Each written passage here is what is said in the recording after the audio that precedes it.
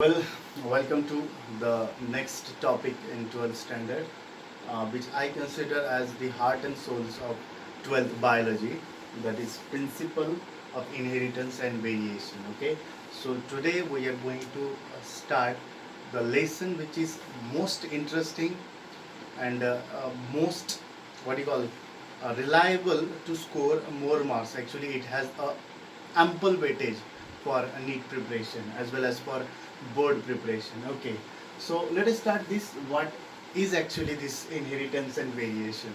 So to go inside the topic, we should understand what is the this principle stands for, or these principles are regarding what, why we need to study them. So this comes under a science called genetics. Now this genetics is the branch of science that deals with the hereditary characters inheritance and its variation. So it is simply the science that deals with inheritance and variation. Now what is inheritance?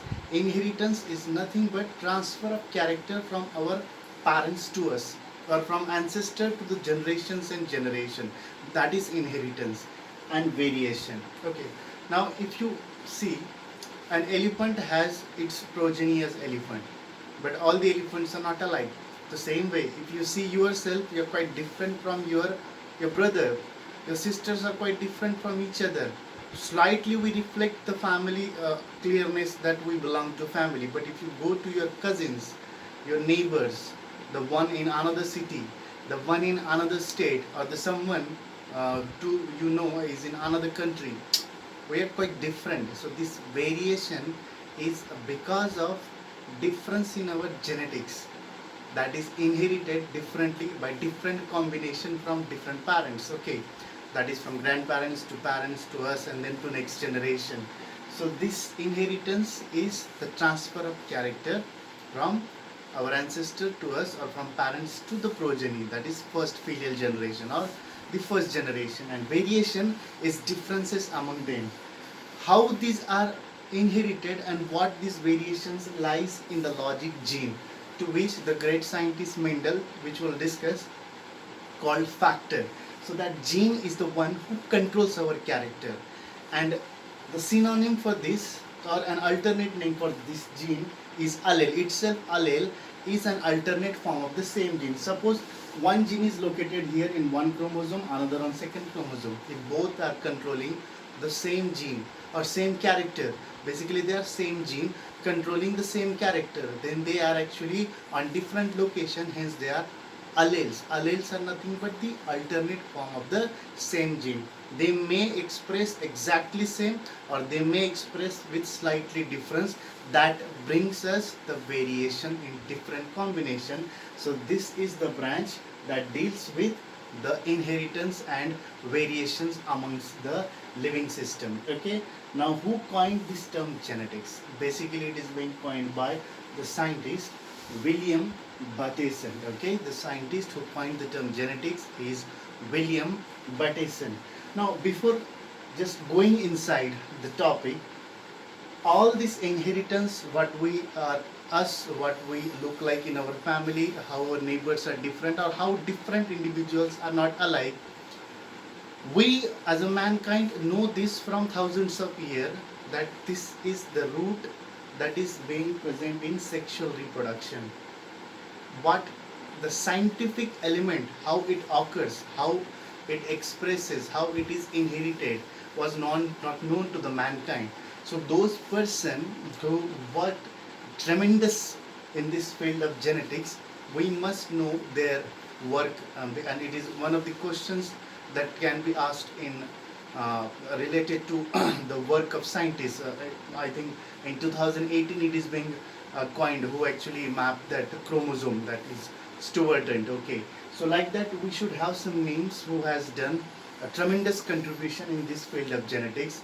Start from the Mendel. Okay, now George Gregor Mendel, father of genetics. Okay, that we are going to study in this entire chapter.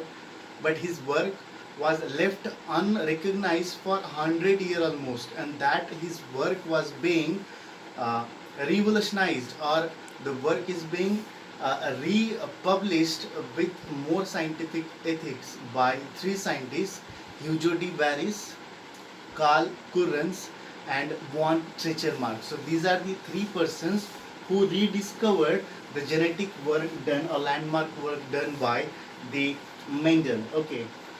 Beside this, an American what you call biochemist or geneticist, that is Thomas Hunt Morgan. He has done a tremendous work in genetics by using that fruit fly Drosophila melanogaster. He is a Nobel laureate, and he worked on the location of genes on the chromosome. Going ahead, the scientist, a British what you call health person, that is Frederick Griffith.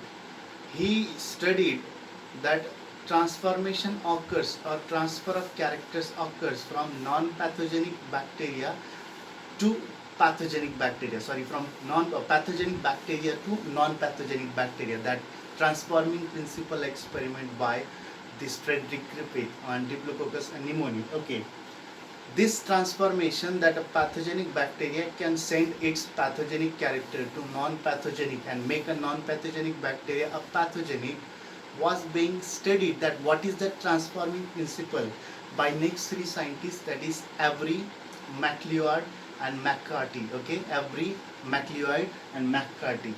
Even there was one scientist, Martha Chase, who studied a phase and told that this T phase has DNA as its genetic material by her experiment, blender experiment. Okay, if you move ahead, some of the landmarks, the person's name come to the mind is that who discovered the helical structure of DNA as double helical structure and got Nobel Prize, landmark discovery in the science in molecular biology, that is James T. Watson and Francis Crick. Okay. Beside that, if you move ahead, then you have a person called what you call Frank Sanger. He sequenced the DNA. Okay, he is the one who sequenced the DNA, and even the scientist, as I said, the name Alex Stewart, he constructed the map of chromosome. Beside that, the recent one who got the Nobel Prize for his work, which we have discussed in what you call principles of biotechnology, that is Carey Mullis, who discovered the PCR, by which the DNA, the genetic material, can be sequenced to billions of copies. So coming to the topic, that is the Mendel's laws of inheritance. The father of genetics has made some laws like law of dominance, law of segregation, law of what you call purity of gametes. But for his experiment, he selected pea plant. Okay, and that pea plant has a botanical name, that is Pisum sativum. So definitely question should come to the mind, why he selected the pea plant. Now, by simple some terms we can remember and understand the logic what that great person thought almost 200 years ago since from now. So first of all, this pea plant has bisexual flowers. Now what is bisexual flower? The flower which has both male and female content in it, that is androecium as well as gynoecium respectively. Such flowers are called bisexual. If the same flower has both the genders, what you call androecium and gynoecium, then it can do self-pollination. The anther matures when what you call ovary matures, and then it dehisces the pollens. So that means a bisexual flower is a perfect flower, and that is quite self-pollinating. If it is self-pollinating, then Mendel has got the idea that it can be cross-pollinated to show changes in the character or to bring the variation from different plants. Now that he done by plant breeding technique, emasculation. What he did simply, before the anther matures, he removed that from bisexual flower. So what he did basically, he did a bisexual flower into a female flower, so that if the female flower is alone, self-pollination is cannot be done, and then by neighboring plant, the anthers get being what you call cut before maturity, and then its pollens are being dehisced on any flower you want to experiment. So simply emasculation is done to make a bisexual flower into female flower, to make the science of work to do cross pollination widely open. So these are the benefits. The flowers were bisexual, they were self-pollinating. So by emasculation in plant breeding, cross-pollination was almost easy and doable. Then the lifespan of this plant, in a year twice or thrice it can complete its life cycle. So the lifespan was also quite shorter. So more and more experimentation can be done. That was logically good. And whatever the characters this plant show were quite distinct, vivid characters. One plant is tall, definitely other is dwarf. This is quite easily understandable. One flower has a terminal position, one has axial position. Or if you see the color of seed, yellow, green, pod, inflated, constricted, all were quite distinct characteristics. And this made him to select this. Now, just selection of an experimental plant does not guarantee the success. So the success what Mendel has done, a revolutionary work in genetics, comes to some of his habits, okay, that were not the same that anyone can imagine. So he was the one who stood up and went out of the box. Logically, he went out of the box. What he did in biology, he brought statistical analysis and mathematical record completion. Now, if a biology person is being seen, including me or anyone else, mathematics is slightly phobic. But almost in that era, 150 to 200 years ago, he was the one who just brought mathematics work ethic or principle to adjust in biology, and that was out of the box idea that was firmly is what you call a ketone or keystone step to bring it. Okay. Other than that, the sampling which he done, the number of plant which he selected were not just one or two, they were in hundreds. So whatever data is coming was reliable. It was not just a thinking or hypothetical. So whatever the data was collected and statistical analysis was done by mathematical principle has a plethora of data by plethora of individual plants. So many plants he collected and done experiments. So that data was quite convincing and it was reliable. One more thing, he was the one who used to develop the test cross technique to know the phenotype and genotype are same or different. That we'll see next. So that was also a landmark work. Plus, one time, one character, he focusing all those vivid characteristics. If he is studying on tall, then he will study about tallness. If he is studying about the color of flower or color of seed or the position of flower, every time he was studying one vivid or contrasting character. So let us understand why these characters were quite easily distinctable, why they were vivid, because they were not linked to each other, they were alleles, they were on different places on the chromosome. So fortunately these characters were not linked in their genetic system, they were segregated. Plus these selected characters were contrasting. How they were contrasting, let us see. The character which we used to study genetics by the height of that plant. Okay, so the first character was height. What was the contrasting nature? Either it was tall or dwarf.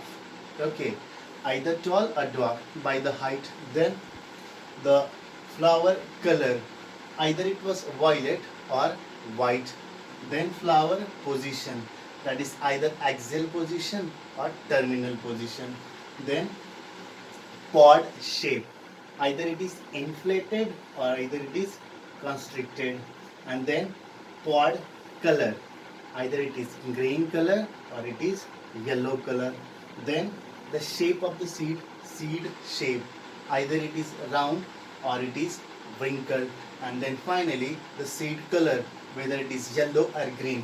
One, logically you understand, whatever the first letter written here for contrasting character is the one which is dominant, and this is one of the rule in genetics that the dominant part is being written first. Okay, now if you see, I have written only 7 names, but their variations are 2 each. That means equally you see 1, 2, 3, 4, 5, 6, 7, 8, 9, 10, 11, 12, 13, 14. So these are the 14 different variants in their characteristics. Okay, so he choose 14 true breeding plant varieties. Which are those 14? The characters are 7, but their variations are different. That is 14. So that's why 7 characters and you see 14 different variations here. Okay, so in this way you can understand that they were actually 14 different individual variant characters. Now they were true breeding. We must understand, okay, contrasting, quite different, quite vivid, quite logically understandable. True breeding means what? True breeding means, suppose this I have written a genotype of one tall plant, TT. If I need a plant to do experiment, then I have to cross this with the same TT, not with the dwarf one. So the plant which I crossed with these homozygous parents, they give the pure tall. So such were the 14 different contrasting character of variant he selected. True breeding means the pure homozygous are crossed with the pure homozygous. If they are tall, crossed with tall.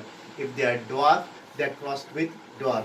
If they are yellow, they are crossed with yellow. If they are green, they are crossed with green. So all were true breeding pure homozygous, as well as different in their contrasting nature. So in this way he obtained 14 different types of true breeding characters, and each time, remember what he did, each time he focused on one character.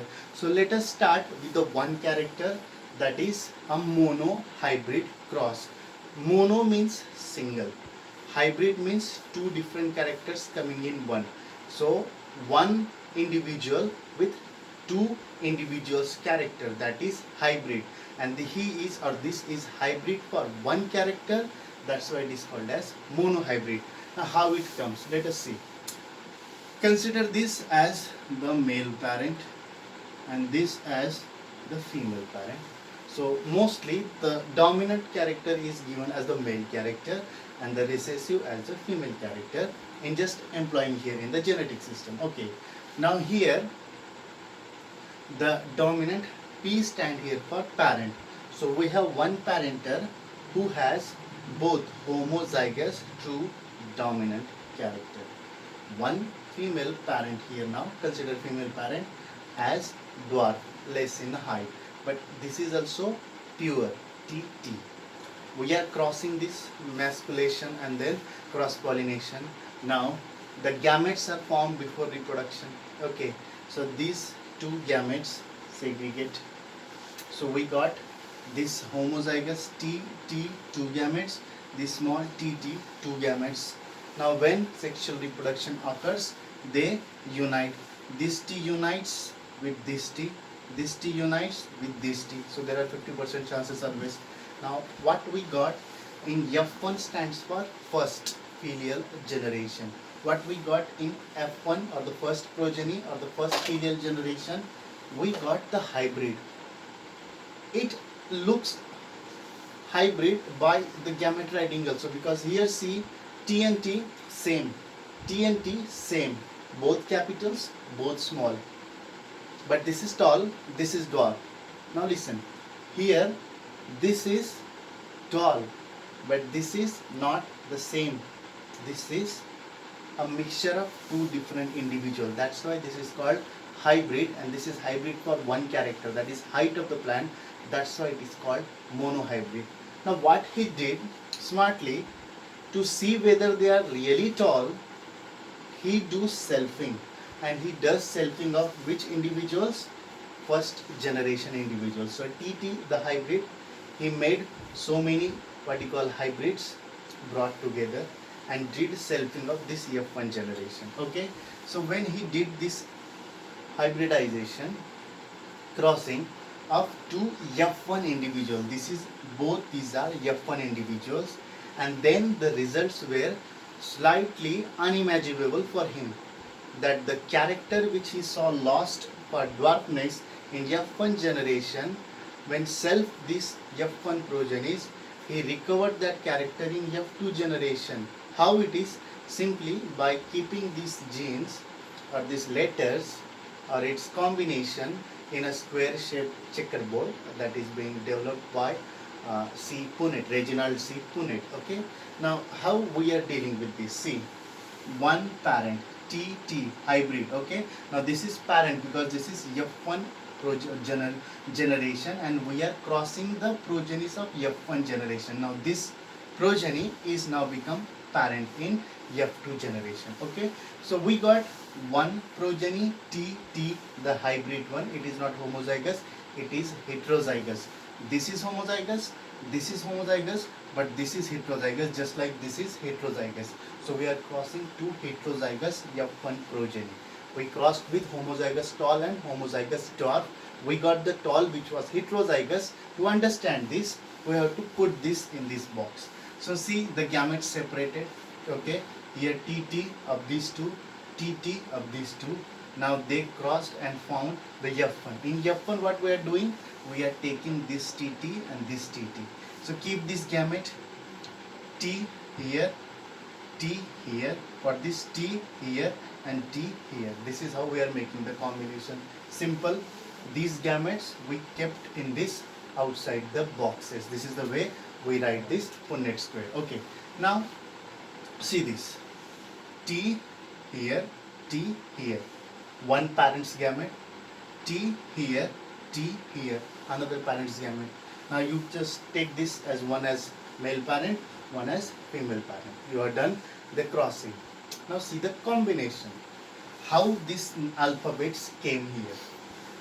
This T and this T made combination of homozygous tall. See this. Just you have to add this alphabet. This T, heterozygous. You can see this T is dominant one, this T is small one. So you got the heterozygous one. But here this T is also tall, this T is also tall. So you got homozygous tall. Now here this T and this T. Now you might confuse why this T is in second position. In genetics, as I said, dominant character is being written first. So this T and this T, heterozygous combination. Surprisingly, what he got, which was not getting in F1 generation, is this one. This T and this T. That is homozygous dwarf. This is the one can be understood by its phenotypic and genotypic understanding of the analysis of monohybrid cross.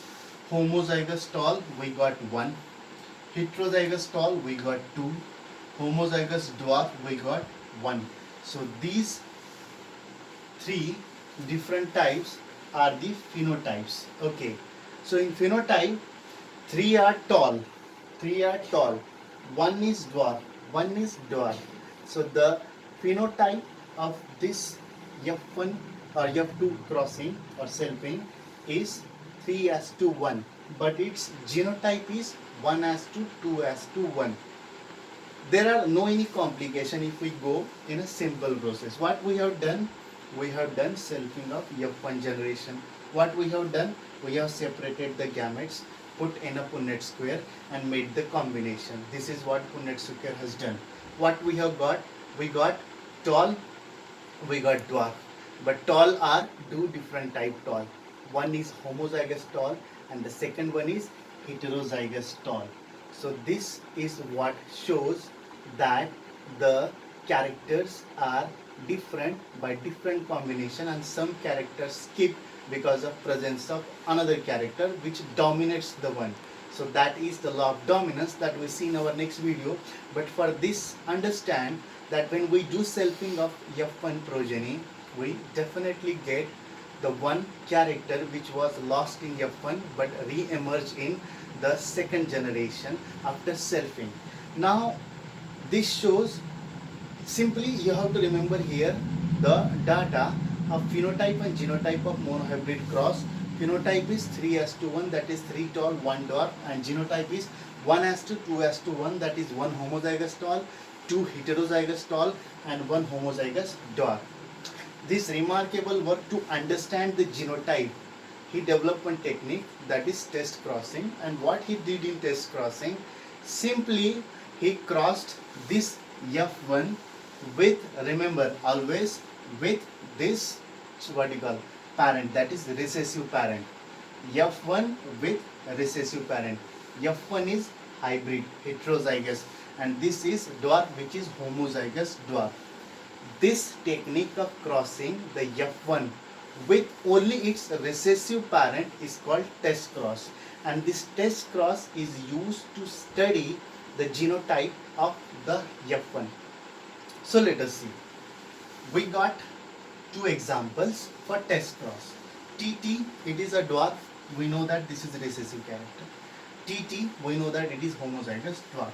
So we have gametes of this homozygous dwarf, TT. Now what we are going to simplify, test cross is being used to study the genotype. Suppose this homozygous recessive is crossed with homozygous dominant tall. So this is one case. Or this homozygous recessive parent is being crossed with the F1, that is this one, TNT heterozygous. See the combination. If this TT homozygous tall is crossed, then we'll get all these as the tall one, heterozygous tall. But if we crossed the recessive parent with this heterozygous tall, we'll get 50% tall and 50% dwarf. That means the test cross ratio for heterozygous or F1 progeny is always 1:1 in phenotype as well as genotype. So this is the next fact to remember. In monohybrid cross, the F2 generation analysis has phenotype 3:1 and genotype 1:2:1. In test cross, both phenotype as well as genotype is 1:1. How we have done this test cross? Just crossing back the F1 with a recessive parent. Always remember, in test cross it is crossed with a recessive parent, and what we get in test cross, we get the F1 which we crossed with the recessive parent is either homozygous or heterozygous. Hence it is quite easy to duplicate the genotype of the heterozygous what we have got in F1 generation. So to know whether it is homozygous or heterozygous, we do test crossing. So simply in this way, what we understood today, that what is genetics, inheritance, and why we are different from each other, that is variation, as well as this basic cause of this variation is the sexual reproduction, whose scientific work is done by different scientists. We focused on Mendel's work, why he selected Pisum sativum, why he was successful, and then the different contrasting characters to remember. There were 14 different true breeding characters. True breeding, breed with the same genotype, and then this monohybrid cross, and the ratio of monohybrid cross, that is 3:1 phenotype, 1:2:1 genotype, and the test cross 50-50 chances of everything, that is 1:1 ratio, both phenotype as well as genotype. Simply read this, read in the NCERT. Definitely you will understand this introductory part of principles of inheritance and variation. We'll have much more interesting topic in the next video. So stay tuned, and thank you. Thanks for watching.